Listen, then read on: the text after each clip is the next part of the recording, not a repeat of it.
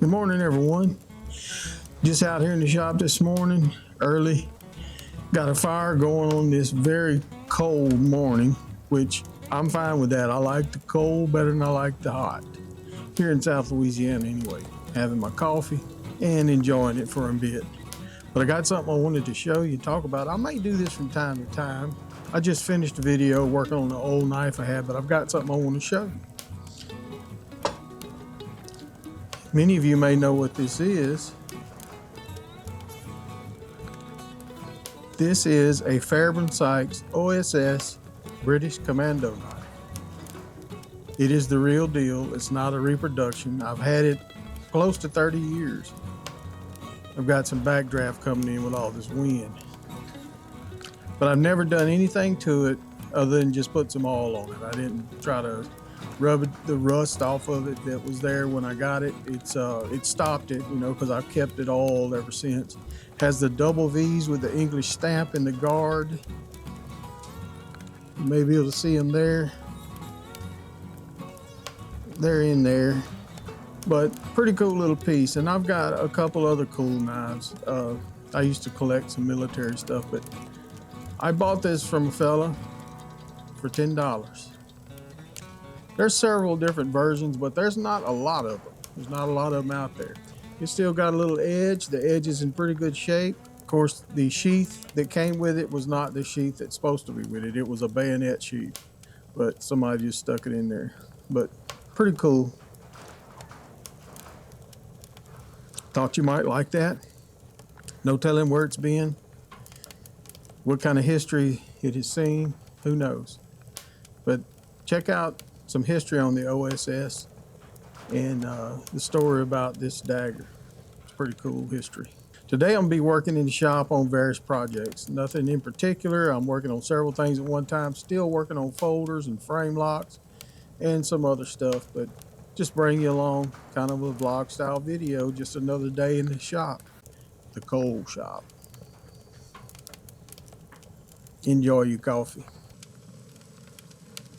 And before we get started, I got a package here from our friends over at Freedom Forge Tactical.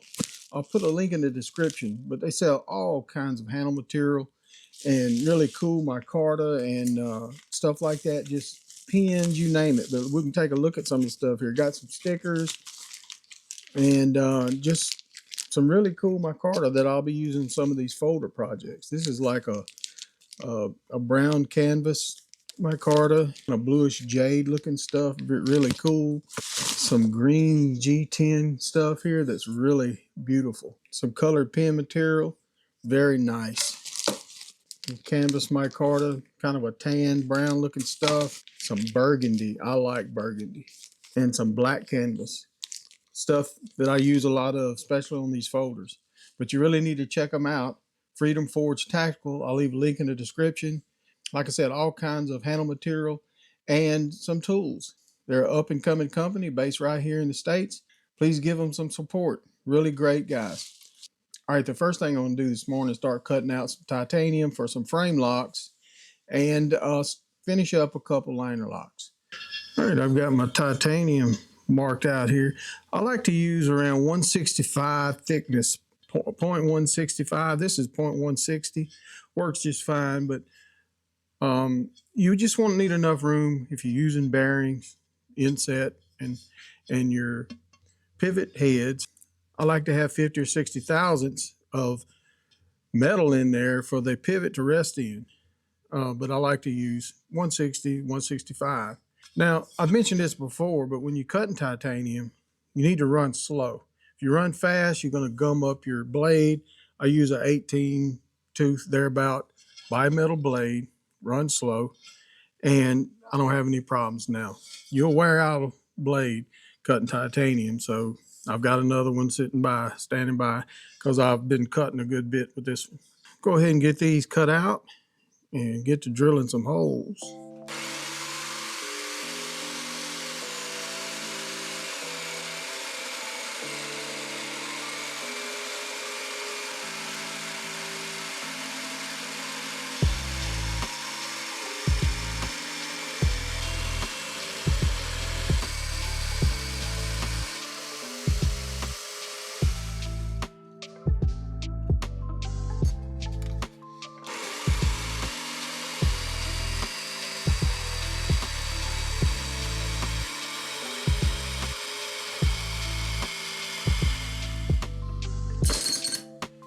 No, I'm not going to be making Damascus with those, but what I've done is glued the templates on half of them. As you can see here, the other half will be glued on once I go and profile them. I'll profile them pretty close, and but I've also center punched everything because I've got everything marked when I print them out. But I was having a conversation with one of my patrons the other day about forging and this cold weather and all that using propane. One of the things that I do, maybe you want to see a video on this, but if you're not using real big tanks and you're using little small tanks, I use a lot of those. I have a big one, but it needs to be retested. But one of the things you can do is you take a good sized tub and you put a port in and a port out, and you circulate just regular water through it. And even though the water's cold, it will heat up the tank enough to keep it from freezing and then causing freezing in your regulator. You can do a live circulation, just let it go in and out and then drain out your shop somewhere. It's just water. Or you can change it or drain it and add more fresh water to it, which is kind of aggravating. But if you'd like to see something like that, let me know. But I know it's cold up there in the north, and I'm down here in South Louisiana. Got high humidity with about 29 degrees this morning, which is really nothing compared to what some of you guys are going through. And I know forging with gas makes that tough. Go get these cut out.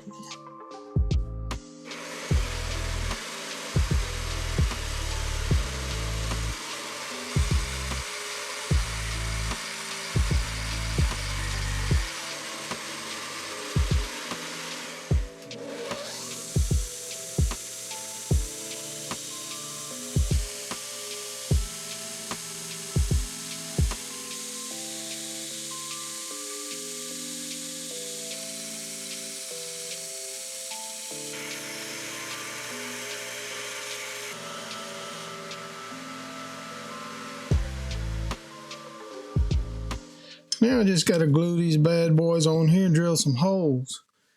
I was going to tell you, one of the things that I use most of in the shop, a lot of people ask me, what's the thing you use most of besides grinding belts? They're the most expensive things I use in my shop, but it's some kind of brake cleaner. I'm not going to show you the brand because they're not sponsoring me, but brake cleaner, carburetor cleaner is the number one thing. I use acetone too, but by far brake cleaner and paper towels. It works. I clean up glue with it. Everything else, can't beat it. Like I said, I use acetone for certain things like this kind of stuff right here. I'll soak them in acetone after I drill the holes. Right now I'm going to glue them together and get these holes drilled. Cutting these out and grinding them to shape, they're just a little proud. But anyway, doing that, I wore out a saw blade and a 50 grit belt. And I still have that many more to do once I get the holes drilled. Get a clamp on here.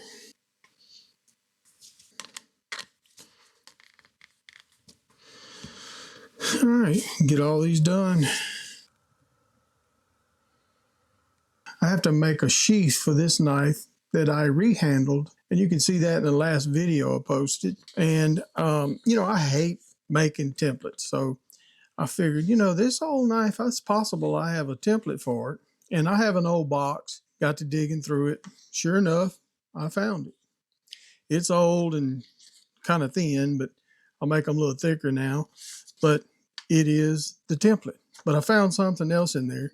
Down in the bottom of that box, and there's a lot of old templates in there, but a lot of old receipts. And I've got some here that that's really cool to have. Some dating back to 1992, but I've got a couple here from Pop's Knife Supplies. Now back then, it was owned by Mr. James Poplin.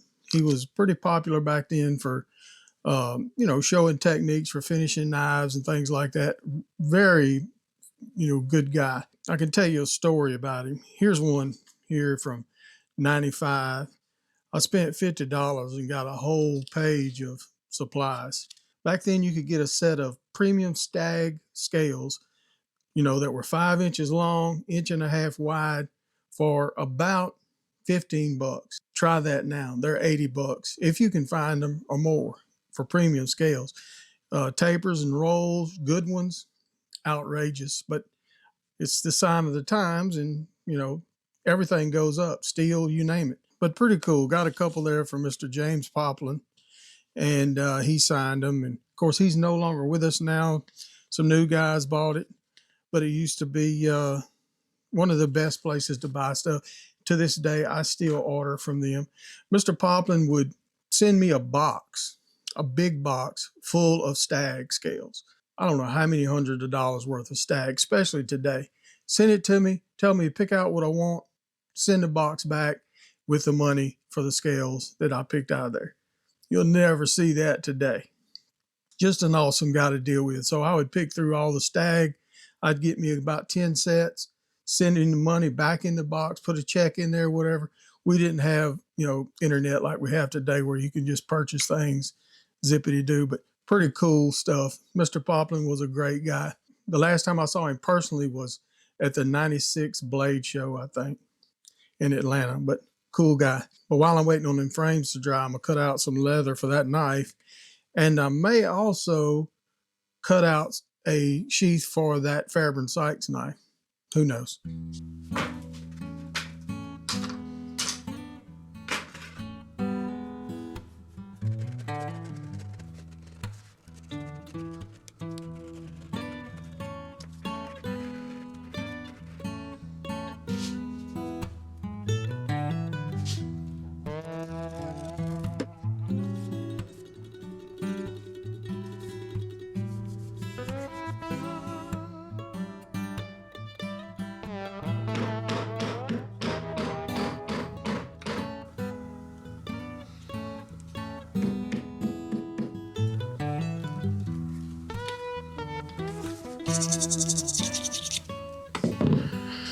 All right.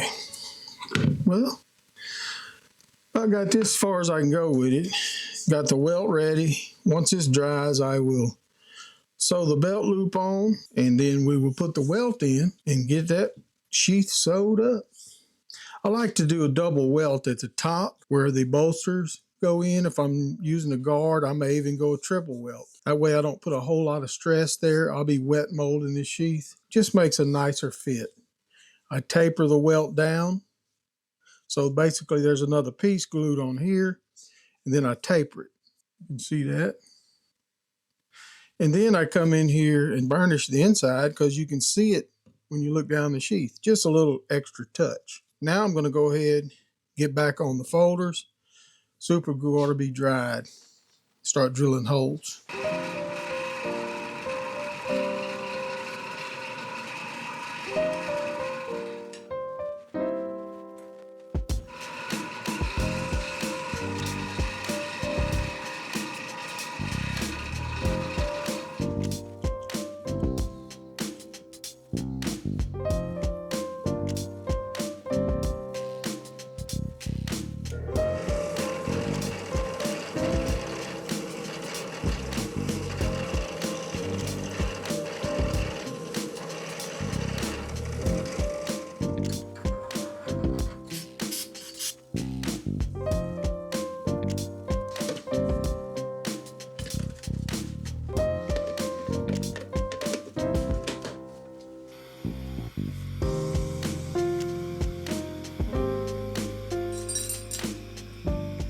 So while I'm waiting for them frames to cool off, I'll be working on back spacers after they do, but for now, I'm going to be working on this sheath. I've already sewn the belt loop on.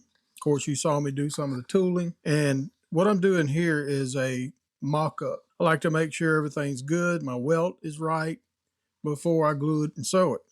So I take my knife, put it in here, check it out, make sure everything's where it's supposed to be. And it's looking pretty good. So I'll go ahead and glue it up. You see I got it grooved right here. That just helps the sheath fold a little better, in my opinion. But I come in here and I take a little water, wet that groove down. Got a center groove there and then a couple on each side. I find it just works better. Kind of helps you pre-shape it where you want it. I've already cut the end of the welt. And here you can see that taper I was telling you about. Just gives you a little more room here for your bolster to get into. I use weldwood. It works okay. I just had to put the heat gun on it because it's so cold in here. But I'm going to put some on here, let it get tacky, and then put it together. All right, that looks pretty good. Go ahead and get this in here together first. Worst thing you can do is get glue on your leather because it'll show up. The dye don't cover it up. I like to take some scrap leather because I'm using these clamps to put on the leather where I'm going to clamp it. That keeps from having any kind of marks or any indentions there, you know, and damaging your leather. I'll put several clamps on it all the way down. And let that glue up. Take a look at those frames.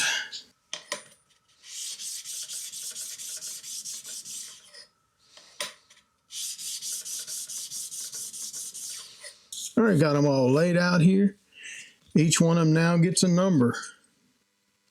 And before I took them apart, I went ahead and scribed a pattern from this one onto the other scale. Now I have to go cut this one out. I'll get it pretty close. It don't have to be exact because I'll be profiling them together for the final finish. The next step that I'm going to be doing is making backspacers. Now what I like to do is I cut out my backspacers. I have a template for that. And I finish up the inside. I don't worry about the outside and let it run long. And that way I can grind to it to finish. But at this point, I go ahead and I'll glue it to the frame same way. You can clamp it, whatever you want to do, but I like to glue it, just a little drop or two, drill it, and then drill out the other ones. But I've got to go finish several of them. I've only got this one done for number 2. For example, here's number 1. This is a Damascus folder. It's going to be a Damascus frame lock. This is a twist pattern.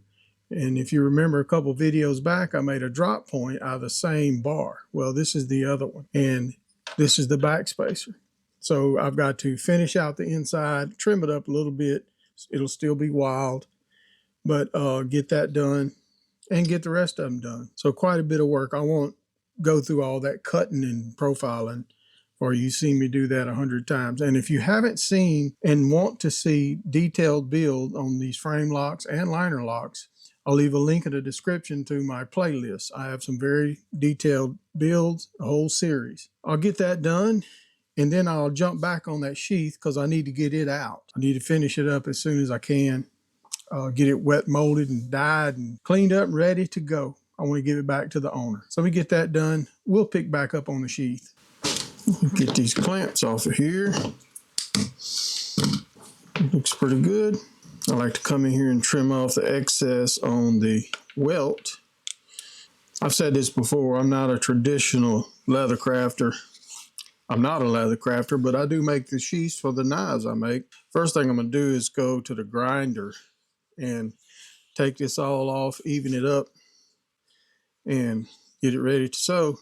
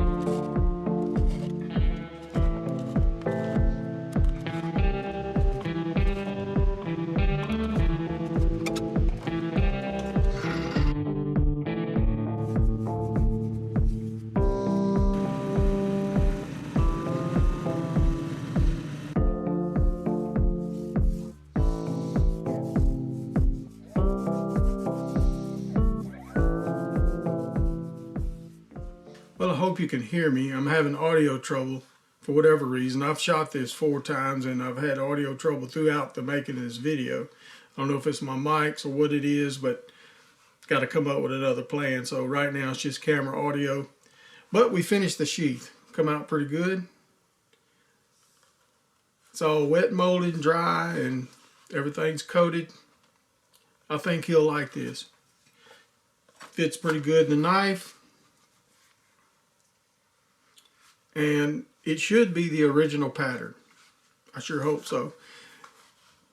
But it fits the knife regardless. He saw a picture of it. He likes it.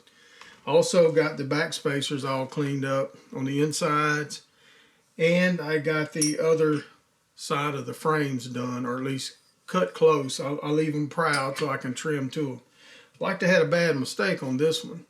Actually, I did. I broke a bit off into the back spacer, which is Damascus.